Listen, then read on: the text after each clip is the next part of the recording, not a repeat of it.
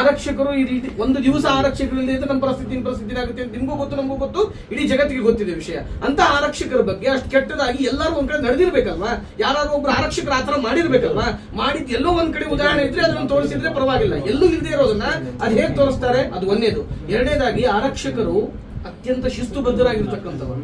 ಎಂತಹ ದಿನಗಳೇ ಇರಲಿ, ಅವ್ರು ಜನರಿಗೆ ಕಾಣಿಸ್ಕೋಬೇಕಾದ್ರೆ ತುಂಬಾ ಚೆನ್ನಾಗಿ ಕಾಣಿಸ್ಕೋತಾರೆ ಜನಗಳಿಗೆ, ಅಷ್ಟೇ ಸೇವೆಯನ್ನು ಕೊಡ್ತಾರೆ. ಅವರ ಮುಖ ಶೈಲಿ, ಅವರ ಹಾವಭಾವಗಳು, ಅವ್ರು ಹಾಕ್ತಕ್ಕಂಥ ಡ್ರೆಸ್ ಕೋಡ್ಗಳು ಎಲ್ಲದಕ್ಕೂ ಇದೆ.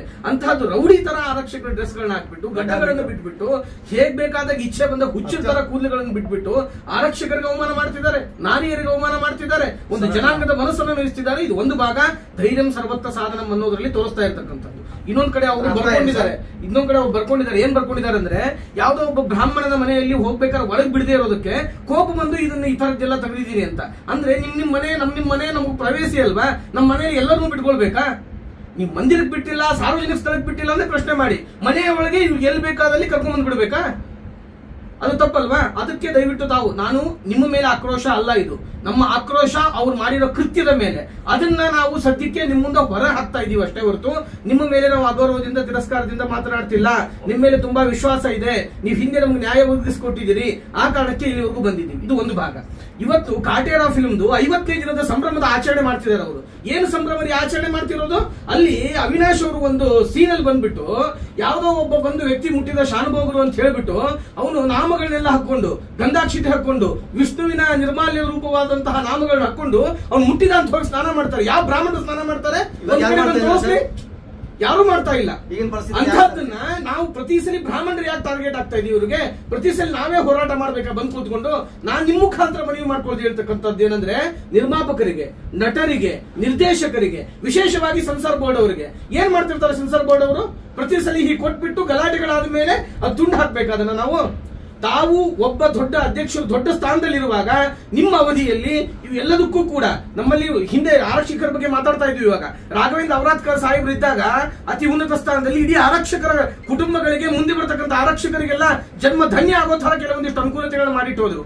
ಆ ಮುಖಾಂತರವಾಗಿ ನಿಮ್ಮಲ್ಲಿ ನಾವು ಕೈ ಮುಗಿದು ಪ್ರಾರ್ಥನೆ ಮಾಡ್ಕೊಳ್ಳೋದೇನಂದ್ರೆ, ದಯವಿಟ್ಟು ನೀವಿರುವಾಗ ಈ ತರಹ ಯಾವುದೋ ಒಂದು ಜನಾಂಗ, ಯಾವುದೋ ಒಂದು ವರ್ಗ, ನಮ್ಮ ಹಿಂದೂ ಸನಾತನ ಧರ್ಮ ಯಾವುದೋ ಒಂದು ಗುಂಪಿಗೆ, ಹೆಣ್ಣು ಮಕ್ಕಳಿಗೆ ಶೋಷಣೆ ಆಗದೇ ಇರೋ ತರ ಚಿತ್ರಗಳಲ್ಲಿ ಯಾವುದೇ ಸೀನ್ಗಳು ಬರಬಾರದು. ಸೆನ್ಸಾರ್ ಮಂಡಳಿಗೂ ಕೂಡ ನೀವು ವಿಶೇಷವಾಗಿ ಇದಕ್ಕೆ ಗಮನ ತಂದು ಅವ್ರಿಗೂ ಕೂಡ ನೀವು ಇದಕ್ಕೇನು ಕಾನೂನು ರೀತಿಯಲ್ಲಿ ಅತ್ಯಂತ ಬಿಗಿ ಬಂದೋಬಸ್ತ್ ಮಾಡೋಕ್ಕಾಗತ್ತೆ. ನೀವು ಅಧ್ಯಕ್ಷರಿದ್ದಾಗ ಒಬ್ಬ ನಾವ್ ಹೇಳ್ತೀವಿ ಏನಂದ್ರೆ, ರಾಜ ಕಾಲಸ್ಯ ಕಾರಣಂ ಅಂತಂದು.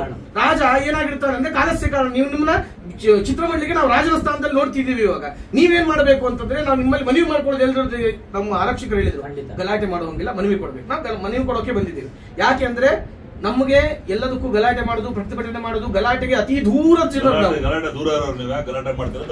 ಹೌದು. ನಾವು ಗಲಾಟೆ ಮಾಡೋದಿಲ್ಲ, ಅವ್ರಿಗೂ ಕೊಡ್ತೀವಿ.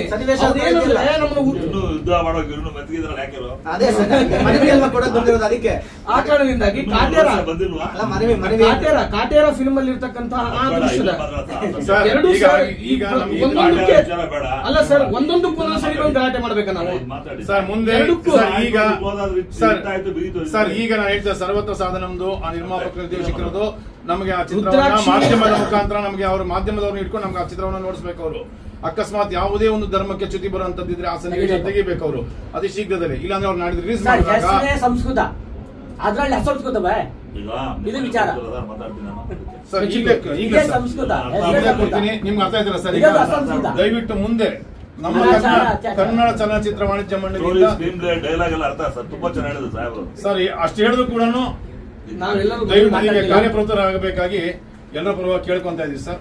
ದಯವಿಟ್ಟು ನಾವು ಪ್ರತಿಭಟನೆ ಮಾಡೋದು, ಗಲಾಟೆ ಮಾಡೋದು ನಮ್ಗೆ ಇಲ್ಲಿ ವಿಚಾರ ಇಲ್ಲ. ದಯವಿಟ್ಟು ಈಗ ನಮ್ಗೆ ಪರಿಹಾರ ಒದಗಿಸಿ ಅವ್ರು ಸರಿ ಮಾಡ್ಬಿಟ್ರೆ, ಯಾಕಂದ್ರೆ ನಾವು ಗಲಾಟೆಗೂ ಮಾಡೋರಲ್ಲ ಸರ್. ಇದನ್ನ ನಮ್ಗೆ ತುಂಬಾ ಜನ ಇದಕ್ಕೆ ಸ್ಟೇ ತರೋಣ ಅಂತ ಹೊರಟರು.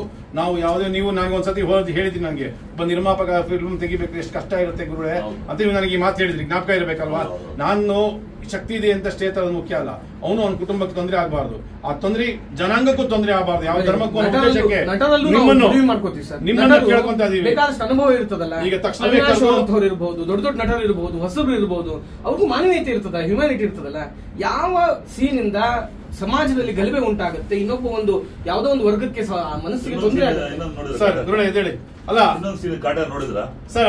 ಈಗ ಆ ವಿಷಯ ಬೇಡ. ಕಾಟೇರದಲ್ಲಿ ಆ ಹುಡುಗ ಬಂದು ನೀರು ಕೇಳ್ತಾನೆ. ಆ ಹುಡುಗ ನೀರು ಕೇಳಕ್ ಬಂದಾಗ ನೋಡಿದ್ರೆ ಇನ್ನೊಂದು ಹುಡುಗ ಕೊಡಕ್ ಬಂದ್ರೆ ಉಳಿತಾನ ಅವನು. ಏಯ್ ಅಸ್ಪೃಶ್ಯದ ನೀರು ಕೊಡ್ಬೇಡ್ರಿ ಅಂತ ಅವನು ನೋವಾಗಿರೋ ನನಗೆ. ಎಲ್ಲೂ ಇಲ್ಲ ಅಂತ ಹೇಳ್ತಾ ಇದೀವಿ. ಇಲ್ಲ ಅಂತ ಸಿನಿಮಾಟಿಕ್ ಕೊಡಿ ಸರ್, ಅದನ್ನ ಬೇರೆ ತರ ಬಿಂಬಿಸ್ಬೇಡಿ ಸರ್. ಅದೇ ಸಿನಿಮಾದಲ್ಲಿ ಅದೇ ಅವಿನಾಶ್ ನೀರ್ ಕೊಟ್ಟಾಗ ಅದು ತಪ್ಪೇ, ಸಮರ್ಥನೆ ಮಾಡ್ಕೊಳ್ತಾ ಇಲ್ಲ. ಆ ತರ ಎಲ್ಲೂ ನಡೀತಾ ಇಲ್ಲ ಅಂತ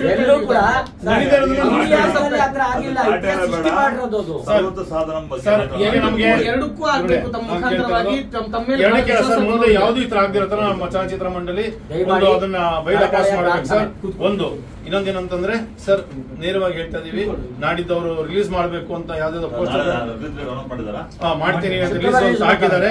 ದಯವಿಟ್ಟು ಅದಕ್ಕೆ ಅವ್ರು ತರಲಿಲ್ಲ ಅಂತ ಬೃಹತ್ತಾಗಿ ನಾವು ಪ್ರತಿಭಟನೆ ನಾವು ಮಾಡ್ಬೇಕಾಗುತ್ತೆ ಸರ್. ಅದಕ್ಕೆ ಅವಕಾಶ ಕೊಡಬೇಡಿ ಸರ್. ಕಾನೂನು ಪ್ರಕಾರವಾಗಿ ಮಾಡಬಾರ್ದು.